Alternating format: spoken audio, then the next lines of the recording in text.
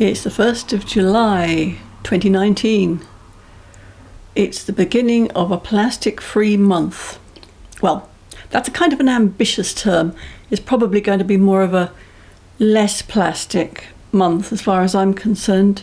Because when you start to think about it, it's incredibly difficult to actually remove all sources of plastic, or should we say single-use plastic, from your life. I mean, obviously it's impossible to remove every single piece of plastic, but if it's a reusable one, at least it's a bit less of a problem. And the reason anyway that I'm attempting this is that there's a group in America called No More Stuff, I think, something like that, and they have initiated a plastic-free July thing where you sign a pledge not to use plastic during July. So day one, I'm thinking about the allotment. How can I stop buying more things in plastic just in order that I can grow fresh plants that I don't have to buy wrapped in plastic from the supermarket? And the thing is, I do buy plasticky things. I buy seedlings from the garden centre, and they're always in plastic modules. Well, the solution, you might say, is quite easy. Be more prepared. Sow your own seedlings. So this is a resolution for next year. I'm going to produce more seedlings of my own and not buy them ready grown. Because let's face it, it's actually a lot easier to plant things that have grown in a protected environment than it is to put seeds in the ground and just hope for the best. Most of them don't seem to come up very well in my experience. But then there's the compost. I have, I admit, bought several plastic sacks of ready-made compost this year. So I can grow my seeds in pots and my seedlings and pot them on, etc. It's a very convenient thing to have, but it does come in a plastic sack. So what's the solution to that? Make more compost of your own. The thing is, I do make compost. I'm not sure how I could increase my compost output, but I'm going to give that some thought as well.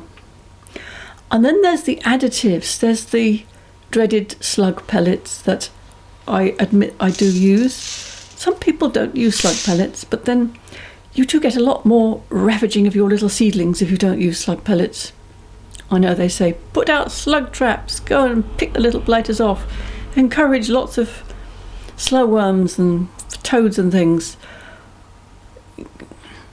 Yeah, it still seems to me that nothing works as well as actual slug pellets, so I have to give that some thought as well.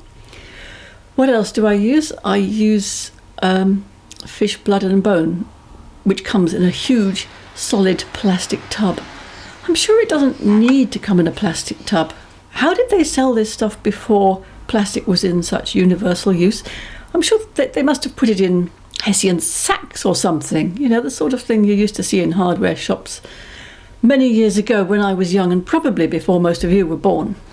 But yeah, so I don't have to have fish blood and bone. When I was a child, my dad used to make all his own compost, and he used to make that tea that stinks, that you put lots of vegetation into water until it rots and then you pour it on things. And we were very short of money, and I'm sure he never bought anything like fish blood and bone. Oh, and the other thing is tomato food. Do we need tomato food? He grew tomatoes every summer, masses and masses of them. And I don't believe he ever bought a product in a plastic bottle. I think he just made lots of compost and lots of liquid manure, that's what he called it, and added it all on, and it did just fine. These things all take a lot of work on the part of the individual, which is fine because I'm supposed to be at retirement age and we're gradually running down the business, so I should have more time to do these things. But to make compost, to make a lot of compost, you actually need a lot of plant material, which means you have to go out and source it from somewhere. And I'm not entirely sure where I could source it from. So that also needs thought. So yeah, I'm not going to buy any more of these plastic bottles of tomato food. I'm not going to buy any more plastic sacks of compost. I'm going to try very hard to produce my own seedlings instead of buying the plugs from the garden centre.